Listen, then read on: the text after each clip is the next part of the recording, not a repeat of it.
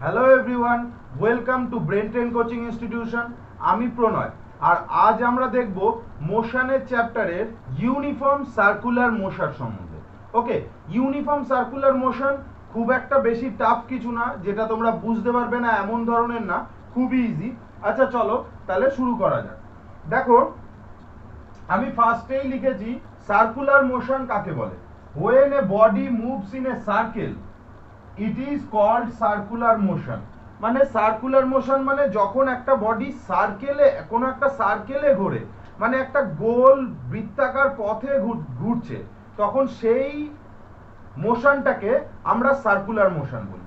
হ্যাঁ, এবার বলতে পারো এই মোশনটা মধ্যে স্পেশালিটি কি, যে আমরা আরো এরকম একটা বৃত্তাকারে না ঘুরে এক চতুর্ভুজাকারে ঘুরতে পারে, আয়তক্ষেত্রাকার বা ট্রাপিজিয়ামের মধ্যেও ঘুরতে পারে। তো সেই সমস্তগুলো আমরা আলোচনা না করে শুধু কেন সার্কুলার মোশনটাই আলোচনা করব। সার্কুলার মোশনটা আলোচনা করব তার কারণটা হলো সার্কুলার মোশনে কিছু ইউনিক আইডেন্টিফিকেশন আছে। ওকে, সেগুলো আমরা দেখব। দেখো, a circular path can be considered to be made up of indefinite number of tiny sides। মানে কি বলা হচ্ছে, দেখো একটা সার্কেল অ্যাকচুয়ালি কি, আমাদের কি কোনোদিন ধারণা হয়েছে একটা সার্কেল অ্যাকচুয়ালি কিভাবে গঠন হয়? দেখো, সার্কেল অ্যাকচুয়ালি গঠন হয় কিচ্ছু না, শুধু অনেকগুলো সাইড যখন হয়ে যায় তখন সার্কেলের রূপ নেয়।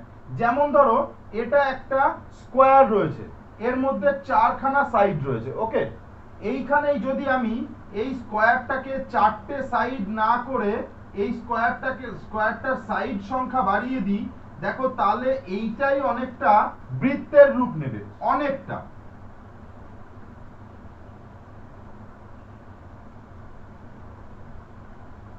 আমি বলছি না যে এটা পুরোপুরি সার্কেল হয়ে যাবে, বাট অনেকটা গোলাকার আসলো, তাই নয় কি? আচ্ছা, এবার যদি আমরা আবার এর এক একটা এজকে কেটে আবার যদি এরকম করি, মানে এই এজটাকে কেটে আমরা এরকম করলাম, এই এজটাকে কেটে আবার এরকম করলাম, এবং এরকম ভাবে যদি আমরা প্রত্যেকটা এজকে কেটে আবার এরকমই করতে থাকি, রিপিটেশন করতে থাকি এই ঘটনাটা, তাহলে কি হবে? সেই ক্ষেত্রে কি হবে? দেখো, আমরা জাস্ট এটার কয়েকটা সাইড বেশি করে দিয়েছি, যেহেতু আমি হাতে অতটা অ্যাকুরেট আঁকতে পারবো না, এই কয়েকটা সাইড বেশি করাতেই কিন্তু এটা অনেকটা বৃত্তের আকার ধারণ করে নিয়েছে। অ্যাকচুয়ালি হয়ও তাই।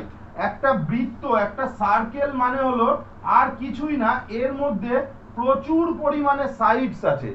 এত সাইডস আছে যে এটাকে দেখতে আমাদের মনে হচ্ছে কোনো সাইড নেই, পুরো গোলাকার। ওকে, আর সাইডগুলো এতই ছোট ছোট যে সেই সাইডগুলোকে আমরা দেখতে পাচ্ছি না। ওকে, তার মানেটা কি হলো, যে এ circular path can be considered two be made up of indefinite number of tiny sides. অনেক ক্ষুদ্র ক্ষুদ্র সাইড দিয়ে কিন্তু একটা সার্কুলার পাথ তৈরি হয়। ওকে, দেখো থার্ড পয়েন্টটা কি, when a body moves along a circular path। এই হলো আমাদের সার্কুলার পাথ কি।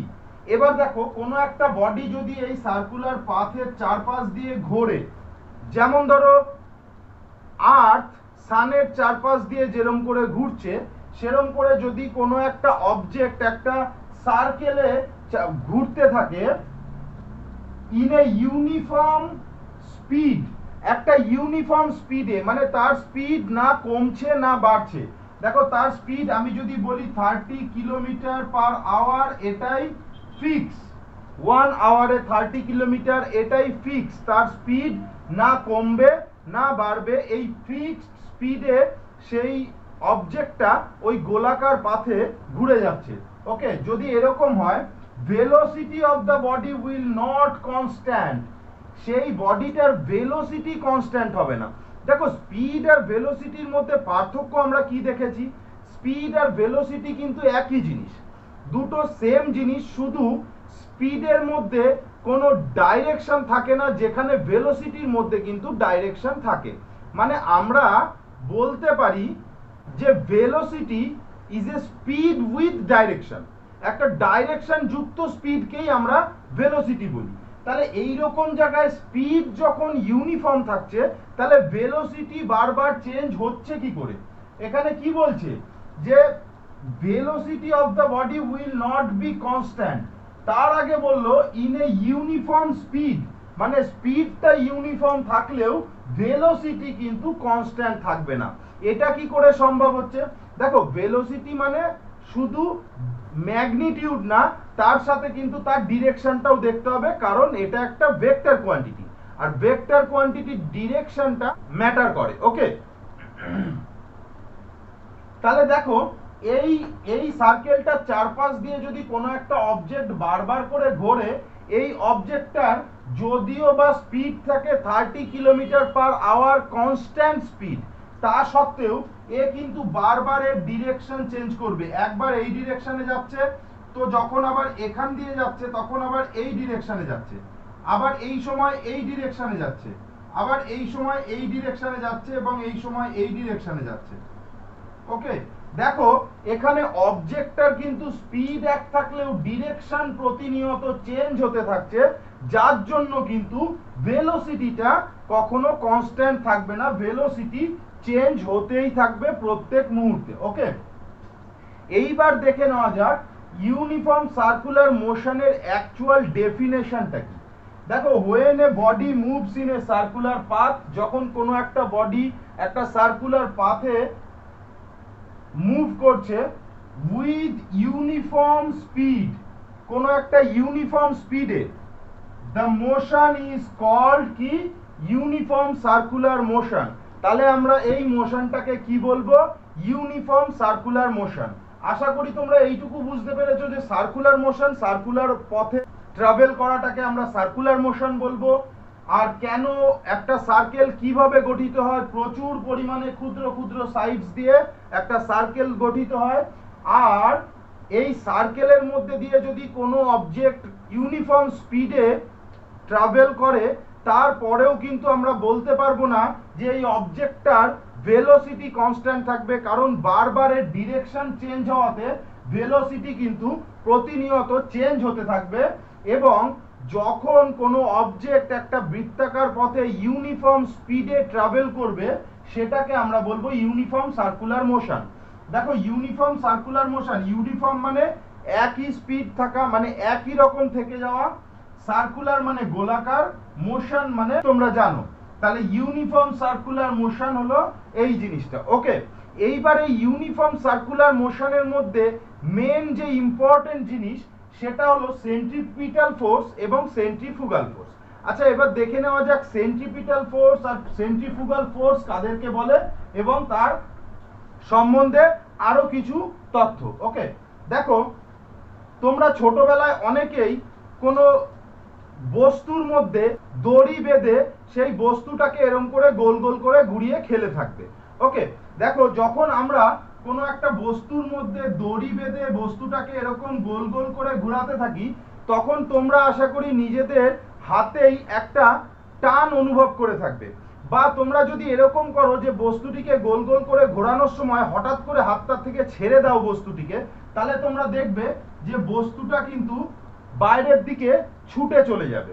ওকে, এই যে বাইরের দিকে চলে যাওয়ার প্রবণতা, এই প্রবণতাটা থেকে আটকানোর জন্য আমরা কি ব্যবহার করে রয়েছি?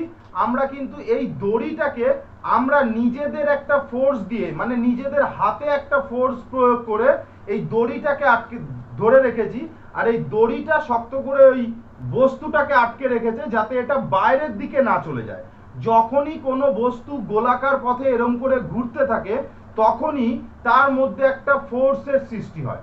ঠিক আছে, অ্যাকচুয়ালি দুটো ফোর্সের সৃষ্টি হয়। এক নম্বর ফোর্স যেটা এই বস্তুটাকে ভেতরের দিকে আটকে রাখে, মানে ভেতরের দিকে টেনে রাখে যাতে বস্তুটা বাইরের দিকে ছিটকে না চলে যায়, এই ফোর্সটাকে আমরা বলি সেন্ট্রিপিটাল ফোর্স।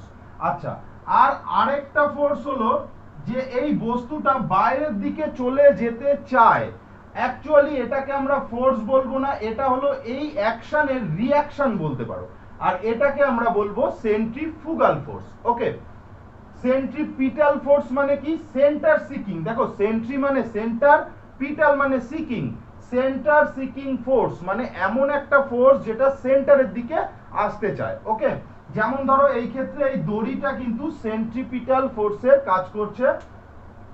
দেখো অনেক ক্ষেত্রে আমাদের একটা প্রবলেম হয়, সেন্ট্রিপিটাল ফোর্স কোনটা আর সেন্ট্রিফুগাল ফোর্স কোনটা আমরা গুলিয়ে ফেলি পরীক্ষার সময়। আমার পরীক্ষার সময় আমিও এটা গুলিয়ে ফেলতাম। তো আমি এরকম করে মনে রেখেছিলাম যে আমি যখন খেলতে যাই আমাকে মা গিয়ে যখন পিটাতো, কি করতো, পিটালে আমি কি করতাম, আমি দৌড়ে বাড়ি চলে আসতাম। যখনই আমরা মা বাবার হাতে পিটানি খেতাম খেলতে গিয়ে, তখনই ঘরে ঢুকে যেতাম। তো পিটাল মানে পিটানির সাথে ম্যাচ করতে পারো, সেন্ট্রিপিটাল মানে পিটালেই আমরা ভেতরে ঢুকি এবং না পিটালে আমরা বাইরের দিকে থাকি, বা সেন্ট্রিফুগাল মানে তার মানে বাইরের দিকে। এই যে সেন্ট্রিপিটাল ফোর্স, এই সেন্ট্রিপিটাল ফোর্সটা তাহলে কি এসে দাঁড়ালো, যে সেন্টারের দিকে যে ফোর্সটা সৃষ্টি হয় একটা বস্তু ঘুরলে। আর দেখো এই বস্তুটা যখন ঘুরছে তখন অ্যাকচুয়ালি এই বস্তুটা যখন এই পজিশনে আছে তখন তার ভেলোসিটি কোন দিকে, অবশ্যই এই দিকে। তার মানে আমি যদি একটা বস্তুকে এরকম করে দড়ি দিয়ে ঘোরাতে থাকি আর সেই সময় দড়িটা আমি ছিঁড়ে দিই, তাহলে বস্তুটা এই দিকে যাবে, কারণ বস্তুটার ভেলোসিটি কোন দিকে, ভেলোসিটি তো এই দিকে, ভেলোসিটির ডিরেকশন তো এই দিকে, তো বস্তুটা এই দিকে ছুটে চলে যাবে। ওকে, আবার যখন বস্তুটা এখানে থাকবে তখন ছিঁড়ে গেলে বস্তুটা এই দিকে যাবে, কারণ বস্তুটার ভেলোসিটি তখন এই দিকে। ওকে, এরকম করে যখন যেই দিকে থাকবে তখন কিন্তু সেই দিকে মুভ করার চেষ্টা করবে। তো এই যে ফোর্সটা, এই ফোর্সটাকে আমরা সেন্ট্রিপিটাল ফোর্স বলছি। আর এই রকম ভাবে ভেলোসিটি আমাদের বিভিন্ন দিকে বারবার ভেলোসিটি চেঞ্জ হতে থাকে, আর এই সেন্ট্রিপিটাল ফোর্সের অপোজিট ফোর্সটাকে আমরা সেন্ট্রিফুগাল ফোর্স বলছি। ওকে, এবার তোমাদের পরীক্ষায় আসতে পারে সেন্ট্রিপিটাল ফোর্সের একটি উদাহরণ দাও। দেখো সেন্ট্রিপিটাল ফোর্স এই ক্ষেত্রে যখন একটা দড়ি দিয়ে একটা বস্তুকে আমরা ঘোরাচ্ছি, এই ক্ষেত্রে সেন্ট্রিপিটাল ফোর্সের উদাহরণ কি, এই ক্ষেত্রে সেন্ট্রিপিটাল ফোর্স কোনটা, এই ক্ষেত্রে সেন্ট্রিপিটাল ফোর্স অ্যাপ্লাই করছে এই দড়িটা। আবার এটাই যখন, এটা যদি সান হয় আর এটা যদি আর্থ হয়, সানের চারিদিকে যখন আর্থ মুভ করছে, এই সময় তো আর্থকে কোনো দড়ি দিয়ে বাঁধা নেই না, তো এই সময় সেন্ট্রিপিটাল ফোর্স কি কাজ করছে না? আর সেন্ট্রিপিটাল ফোর্সের তাহলে কি এই সময় কোনো ডেফিনেশন হতে পারে না? হ্যাঁ, আমাদের যে গ্র্যাভিটেশনাল পুল সেটাও কিন্তু সেন্ট্রিপিটাল ফোর্সই হয়। এই সময় কিন্তু সানের গ্র্যাভিটি আমাদেরকে অ্যাট্রাক্ট করছে, আর এই ক্ষেত্রে ওই গ্র্যাভিটিটাই হলো সেন্ট্রিপিটাল ফোর্স। আর সেন্ট্রিপিটাল ফোর্স যদিও অ্যাট্রাক্ট করছে, তারপরেও বস্তুটা আস্তে আস্তে, তাহলে আমাদের এই যে সান যখন সেন্ট্রিপিটাল ফোর্স অ্যাপ্লাই করছে, তাহলে পৃথিবীর উচিত আস্তে আস্তে ঘুরতে ঘুরতে ঘুরতে ঘুরতে সানের মধ্যে এসে পড়ে যাওয়া, কিন্তু সেটা না হয়ে পৃথিবী নির্দিষ্ট একটা কক্ষপথে ঘুরছে। কেন? কারণ এই সেন্ট্রিপিটাল ফোর্সের অপোজিট সেন্ট্রিফুগাল ফোর্স বলেও একটা ফোর্স আছে, যেটা কিনা এই অ্যাকশনটার জাস্ট একটা অপোজিট রিঅ্যাকশন। ওকে, আচ্ছা এবার দেখো তাহলে সেন্ট্রিপিটাল ফোর্সের ডেফিনেশন কাকে বলে। The force which is needed to make an object travel in a circular path is called centripetal force. মানে এমন একটা ফোর্স যেটা প্রয়োজন হয় to make an object travel in a circular path, একটা অবজেক্টকে একটা সার্কুলার পাথে ঘোরানোর জন্য প্রয়োজন হয়, ইজ কল্ড সেন্ট্রিপিটাল ফোর্স। আর সেন্ট্রিফুগাল ফোর্স অবশ্যই সেন্ট্রিপিটালের রিঅ্যাকশন বা সেন্ট্রিপিটালের অপোজিট বলতে পারো। যেমন এই সেন্ট্রিপিটাল ফোর্সের তাহলে উদাহরণ গ্র্যাভিটেশনাল ফোর্স বলতে পারো একটা সেন্ট্রিপিটাল ফোর্স। এই সেন্ট্রিপিটাল ফোর্সের একটা উদাহরণ তোমরা বলতে পারো যে এই সেন্ট্রিপিটাল ফোর্সের জন্যই পৃথিবী সূর্যের চারিদিকে ঘুরছে, পৃথিবীর চারিদিকে বিভিন্ন উপগ্রহগুলো ঘুরছে, সমস্তটাই কিন্তু এই সেন্ট্রিপিটাল ফোর্সের জন্যই ঘুরছে। আচ্ছা, এই সেন্ট্রিপিটাল ফোর্সের মধ্যে আমরা স্পিডটাকে কি করে মাপবো, এবার এইটুকুই লাস্ট তোমাদের এইটুকুই রয়েছে যে সেন্ট্রিপিটাল ফোর্সের মধ্যে স্পিড কি করে মাপা যায়। দেখো স্পিড ইজ ইকুয়াল টু কি, স্পিড ইজ ইকুয়াল টু আমরা জানি ডিস্টেন্স বাই টাইম। তাহলে এই সেন্ট্রিপিটাল ফোর্সের ক্ষেত্রে আমরা ডিস্টেন্স কি করে বের করব। দেখো কিচ্ছু না, একটা অবজেক্ট এখান থেকে এই এতটা ঘুরে এই অবধি আসতে তার কতটা ডিস্টেন্স মুভ করতে হয়েছে, এটা আমরা কি করে পাবো, এটা আমরা জাস্ট পাবো এই সার্কেলের যদি আমরা সারকামফারেন্স বের করে নিই। আর এই সারকামফারেন্স কি করে বের করব, 2 পাই আর। যেখানে r is equal to radius, okay, যেখানে r is equal to radius, তাহলে ডিসটেন্স কি হবে 2 পাই r, আর টাইম কি হবে, টাইমটা হবে যেই টাইমটা লাগে এই অবজেক্টটার এই একটা সার্কেলে টোটাল একটা রাউন্ড কমপ্লিট করতে। এখান থেকে স্টার্ট করে এই রকম করে ঘুরে আবার এখানে এসে এন্ড করতে যে পরিমাণ টাইম লাগে সেটাকেই আমরা বলবো টাইম। তাহলে আমরা এই স্পিডটা কি করে মেজার করব, সার্কুলার মোশনের ক্ষেত্রে 2 পাই r বাই টাইম। ওকে, আশা করি বুঝতে পেরেছো।